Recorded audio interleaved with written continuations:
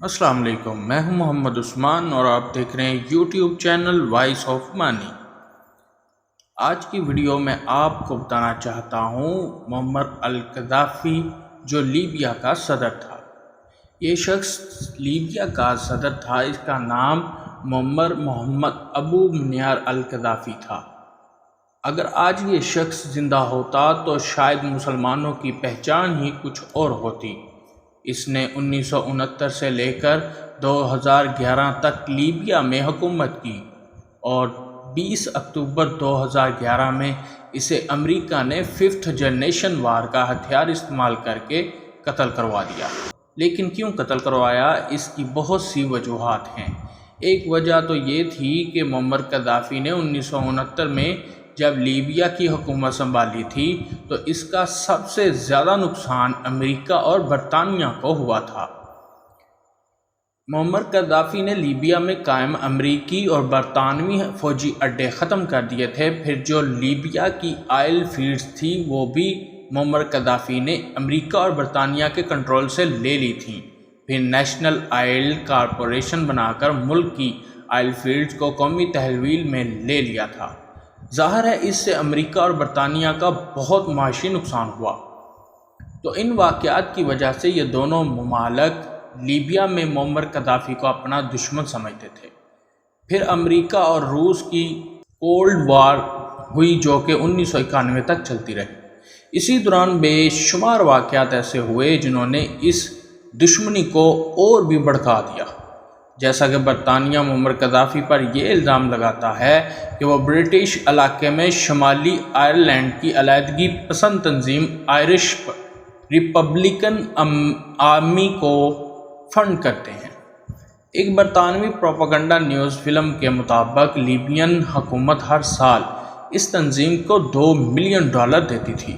اس کے علاوہ فلسطینی گروپ بلیک سپتمبر جس نے یونٹی 2 میں جرمن شہر میوخ میں 5 اسرائیلی ایتھلیٹس کو قتل کیا تھا، ان کی مدد کا الزام بھی کرنل قذافی پر ہی لگایا جاتا تھا۔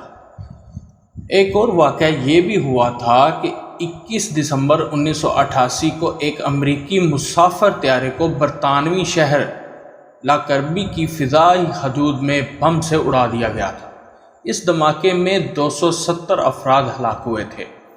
ایک طویل انویسٹیگیشن کے بعد امریکی اور اسکاٹش اداروں نے اس دھماکے کا الزام بھی لیبیا کی خفیہ ایجنسی اور اس کے 2 اہلکاروں پر لگایا تھا، جن میں سے ایک ماسٹر مائنڈ عبدالباسط الگراہی تھے۔ شدید عالمی دباؤ پر کرنل قذافی نے اسکاٹش حکومت کے حوالے تو کر دیا، جہاں ان پر مقدمہ چلا اور انہیں سزا بھی ہو گئی، لیکن یہ معاملہ مغربی ملکوں اور لیبیا میں مسلسل تناؤ کا باعث رہا۔ وکی لیکس پر بھی اس کی کافی تفصیلات آتی رہی تھیں۔ معمر قذافی نے اس کے بعد بھی ہمت نہیں ہاری اور عبدالباسط کو مدد فراہم کرنے کی کوشش کرتے رہے۔ انہوں نے برطانیہ پر شدید سفارتی اور معاشی دباؤ ڈالا اور عبدالباسط کو آخرکار اسکاٹ جیل سے رہا کروا لیا، جس پر پھر امریکہ اور برطانیہ کے کرنل قذافی کے ساتھ تعلقات کشیدہ ہو گئے۔ یہی وجہ ہے کہ مغربی ممالک بہت پہلے سے کرنل قذافی کا تختہ الٹنے کی خواہش رکھتے تھے اور کوششیں بھی کر چکے تھے جو کہ ناکام ہو رہی تھی۔ آخرکار ان کو ایک موقع مل ہی گیا۔ یہ ہوا تھا 1996 میں لیبین کے دارالحکومت طرابلس کی ابو سلیم جیل میں 1200 قیدیوں کو حکومتی اہلکاروں نے قتل کر دیا تھا۔ حالانکہ ابھی ان پر مقدمہ بھی نہیں چلا تھا، کچھ لیبین وکیلوں نے ان قیدیوں کے خاندانوں کو انصاف دلانے اور قاتلوں کو سزا دلوانے کی کوششیں شروع کر دیں۔ مارے جانے والوں کے خاندانوں میں سے کچھ ساحلی شہر بن غازی میں رہتے تھے۔ ایڈوکیٹ فتحی تربیل ان کی نمائندگی کر رہے تھے، لیکن 15 فروری 2011 کے روز یہ وکیل تربیل گرفتار ہو گئے۔ ان کی گرفتاری پر بن غازی میں قیدیوں کی فیملیز سڑکوں پر آ گئیں اور وکیل کی رہائی کے لیے احتجاج شروع کر دیا گیا۔ بن غازی کی سڑکوں پر مارے گئے قیدیوں کی تصاویر والے بینرز بھی لگا دیے گئے۔ ان لوگوں کے ساتھ کرنل قذافی کے سیاسی مخالفین بھی کلاشنکوفیں لے کر شامل ہو گئے۔ یوں برطانیہ، امریکہ اور مغربی طاقتوں کو موقع مل گیا کہ وہ اپنی برسوں کی خواہش پوری کر لیں۔ لیبیا پر نو فلائی زون قائم کرنے کی کارروائی کو زیادہ تر برطانیہ اور فرانس نے لیڈ کیا، جبکہ امریکی فورسز انہیں مدد فراہم کرتی رہیں۔ میڈیٹرینین سی سے اتحادی شپیں نے معمر قذافی کے فوجی ٹھکانوں پر میزائل فائر کیے، جبکہ طیاروں سے بھی دن رات اہم مقامات پر بمباری کی جاتی رہی، خواہ وہ نو فلائی زون قائم کرنے کی اجازت میں آتے تھے یا نہیں۔ اس تباہ کن بمباری کے نتیجے میں قذافی کی وفادار فورسز بنغازی کا محاذ مکمل طور پر چھوڑ دینا پڑا، جس کی وجہ سے باغیوں پر سے دباؤ کم ہوا اور انہوں نے اپنی گاڑیوں اور کلاشنکوفوں کے ساتھ دارالحکومت طرابلس پر چڑھائی کر دی۔ اسی دوران ویسٹرن میڈیا کرنل قذافی کو مسلسل ایک مجرم کی طرح پیش کرتا رہا۔ 20 جون 2011 کو انٹرنیشنل کرمنل کورٹ نے ان کو آرمڈ سیولین کے قتل کے الزام میں کرنل قذافی، ان کے بیٹے سیف الاسلام قذافی اور انٹیلیجنس چیف عبداللہ کے وارنٹ گرفتاری بھی جاری کر دیے تھے۔ اس کے علاوہ امریکہ اور یورپ میں لیبیا کے تمام اثاثے بھی منجمد کر دیے گئے۔ یہ اثاثے کتنے تھے، اس کا اندازہ آپ یوں لگائیں کہ صرف امریکہ میں قذافی کے 34 ارب ڈالر سے زیادہ کے ایس فریز کر دیے گئے۔ قذافی کو اس حد تک کمزور کر دیا گیا کہ اگست 2011 کے آخر تک باغی ملیشیاز نیٹو کی فوجی مدد سے لیبین کیپٹل ترپولی پر قابض ہو چکی تھی۔ معمر قذافی ترپولی کے شہر میں 450 کلومیٹر دور اپنے آبائی علاقے سرت کی طرف فرار ہو گئے، کیونکہ وہاں ان کے سب سے زیادہ وفادار تھے۔ لیکن قذافی حکومت کا خاتمہ ہونے کے بعد بھی نیٹو نے ان کا پیچھا نہیں چھوڑا۔ سرت میں بھی معمر قذافی کی فورسز پر فضائی حملے جاری رہے۔ فضائی مدد سے باغیوں نے قذافی کے اس ہوم ٹاؤن کو بھی اس طرح گھیر لیا کہ علاقے سے باہر جانے والے راستوں پر ناکے لگا دیے۔ کوئی شہر سے ان کی اجازت کے بغیر باہر نہیں جا سکتا تھا۔ لیکن ہوا یہ کہ ناکوں کے باوجود 20 اکتوبر کے روز سرت سے تقریباً 80 گاڑیوں کا ایک قافلہ باہر نکلا۔ یہ کاروان، جس میں معمر قذافی اور ان کے ساتھی شامل تھے، شہر سے مغرب کی طرف والے راستے پر جا رہا تھا، یعنی واپس طرابلس کی طرف ان کا رخ تھا۔ اس میں شامل کئی پک اپ ٹرکس پر مشین گنز بھی لگی ہوئی تھیں۔ صبح 8:30 بجے کے قریب ایک نیٹو نے منسلک امریکی ڈرون اور ایک فرینچ جیٹ نے اس قافلے کو نشانہ بنایا۔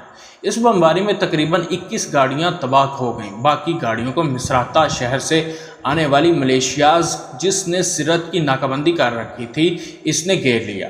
لڑائی شروع ہو گئی اور برستی گولیوں میں معمر قذافی اور ان کے بیٹے معتصم اور فوجی کمانڈر یونس جبر قافلے سے نکل کر قریب ہی ایک گھر میں جا چھپے، جبکہ ان کے بچے کچے ساتھی مصراتہ ملیشیا سے لڑتے رہے۔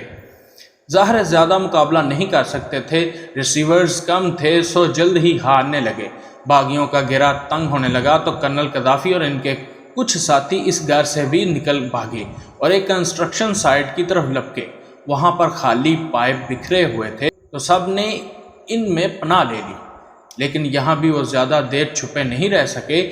باغیوں میں سے ایک نوجوان عمران شعبان نے انہیں ڈھونڈ نکالا۔ اسے علم ہو گیا کہ کرنل قذافی اور ان کے ساتھی یہاں چھپے بیٹھے ہیں۔ باغیوں نے کرنل قذافی اور ان کے بیٹے معتصم کو خالی پائپ سے تشدد کر کے باہر نکالا۔ کیونکہ جو ویڈیوز سامنے آئیں ان میں پائپ سے باہر آتے ہوئے قذافی واضح طور پر زخمی تھے، یوں جیسے گرنیڈ کے پھٹنے سے زخمی ہوں۔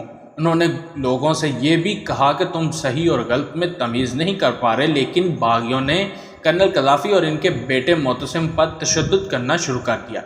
اسی دوران قذافی کو ایک گولی بھی لگی اور شاید وہی ان کی موت کی وجہ بھی بنی۔ قذافی کی لاش کو سرت سے ایک دوسرے شہر مصراتہ لے جایا گیا اور کولڈ اسٹوریج میں رکھ دیا گیا۔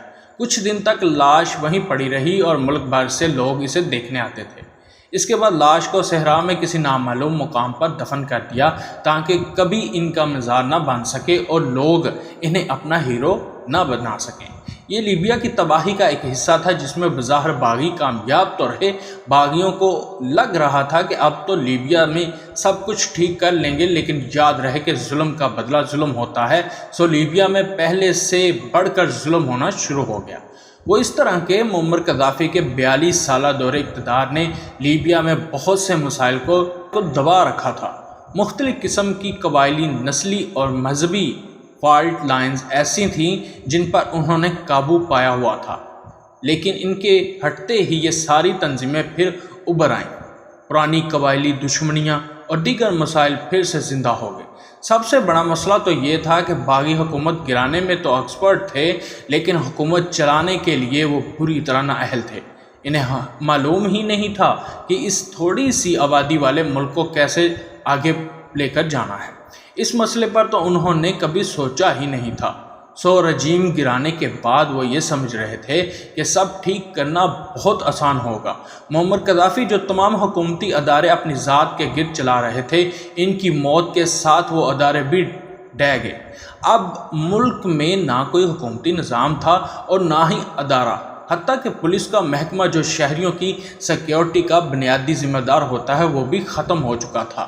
پھر سب سے بڑا مسئلہ یہ تھا کہ لیبیا میں ہزاروں کی تعداد میں ملیشیاز قائم ہو چکی تھیں جن کے پاس غیر ملکی مدد سے ملنے والے جدید ہتھیار تو تھے لیکن روزگار نہیں تھا۔ ان ملیشیاز نے انقلاب کے بعد غیر مسلح ہونے سے بھی انکار کر دیا اور لیبیا کے مختلف حصوں پر قبضے شروع کر دیے۔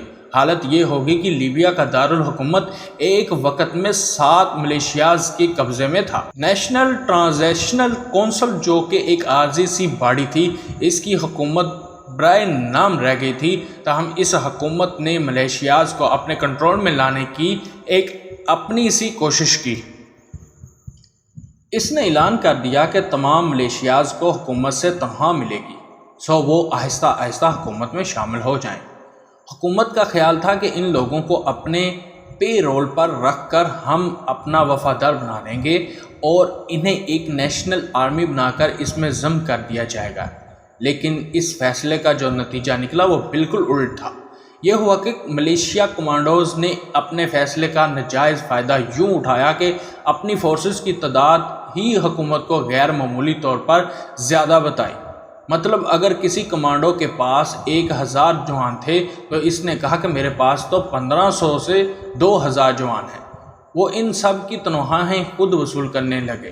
یوں اس حکومتی فیصلے سے کرپشن کا نیا باب کھل گیا اور ملیشیاز کمانڈو مہینوں میں مالا مال ہو گئے، اور ملیشیاز گروپ کے اندر کئی گروپس بھی بن گئے تاکہ زیادہ سے زیادہ پیسے سمیٹ سکیں۔ پھر یہی نہیں بلکہ انہوں نے اپنے اپنے علاقوں میں چیک پوسٹیں بھی بنانا شروع کر دیں اور وہاں سے گزرنے والے شہریوں سے ٹیکس بھی وصول کرنا شروع کر دیا۔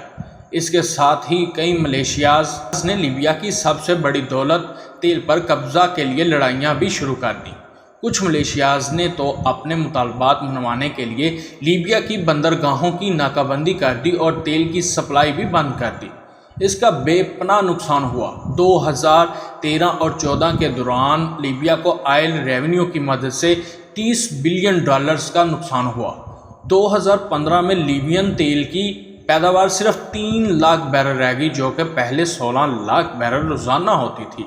یہ تو تھا معاشی نقصان، لیکن آپ جانتے ہوں گے کہ سب سے بڑا نقصان تو سماجی ہوتا ہے، جس میں لوگ ایک دوسرے پر بھروسہ کرنا چھوڑ دیتے ہیں اور مخالف کو دشمن بلکہ جانی دشمن سمجھنے لگتے ہیں۔ یہ فضا اچھے انسان کو بھی برا بنا دیتی ہے اور برے کو خطرناک کر دیتی ہے۔ تو اب یہی لیبیا میں ہوا۔ قذافی کے حامی قبائل اور وفاداروں نے قذافی کے خلاف بغاوت کرنے والوں کو ٹارگٹ کرنا شروع کر دیا اور باغیوں نے حامیوں کو چن چن کر مارنا شروع کر دیا۔ قذافی رجیم کے سابق افیسر جو باغیوں سے مل گئے تھے، سب سے پہلے وہ ٹارگٹ ہوئے۔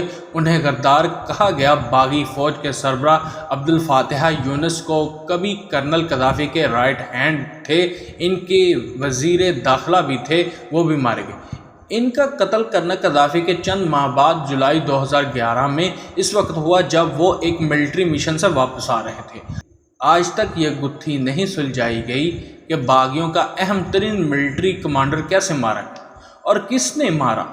کیونکہ الزام باغیوں کے اندر کے ایک گروپ پر بھی رہا، قذافی کے وفاداروں پر بھی، پھر گروپس کے اندر بھی گروپس بن گئے، جیسا کہ کسی بھی خونی انقلاب کے بعد ہوتا ہے۔ باغیوں کے اندر لڑائیاں ہونے لگیں اور 22 سالہ نوجوان عمران شعبان، جس نے کرنل قذافی اور ان کے بیٹے کو پائپ سے نکالا تھا اور باغیوں کا ہیرو تھا، اسے بھی اغوا کر کے 50 روز تک اذیت ناک تشدد سے گزارا گیا۔ اس نے بھاگنے کی کوشش کی تو اسے گردن اور پیٹ پر گولیاں مار دی گئیں۔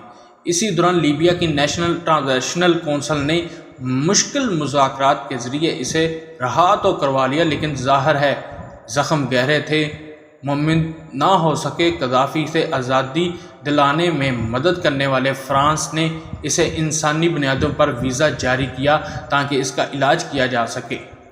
عمران شعبان جو پیرس کے ایک اسپتال میں لے جایا گیا، لیکن خوشبوؤں کا شہر بھی اسی کے درد کا منداوا نہ کر سکا اور وہ جلد چل بسا۔ قذافی کے ملٹری کمانڈو جو لیبیا کے انقلاب کے شروع دنوں ہی میں باغیوں کے ساتھ مل گئے تھے، انہیں اگست 2012 میں ہلاک کر دیا گیا۔ انہی کی طرح 14 مزید ایسے آفیسرز جو باغیوں کے ساتھ مل گئے تھے بنغازی میں ایک ایک کر کے قتل کر دیے گئے۔ قصہ مختصر کہ قذافی کا قتل ہوئے ابھی ایک برس نہیں گزرا تھا کہ قاتلوں کے اہم ترین ہیروز مارے گئے۔ انقلاب کا آغاز بننے والے شہر بنغازی شہر میں تو لڑائیاں اور ٹارگٹ کلنگ معمول بن گئے، اور پھر پورے لیبیا میں ایسی جنگی خانہ شروع ہوئی جو ابھی تک ختم ہونے نہیں آئی۔ اگر آپ کو یہ میری ویڈیو اچھی لگی تو چینل کو سبسکرائب کریں، ویڈیو کو شیئر کریں، دوستوں تک پہنچائیں۔ نئی ویڈیو کے ساتھ دوبارہ حاضر ہوں گا، تب تک کے لیے اجازت دیجیے۔ اللہ نگہبان۔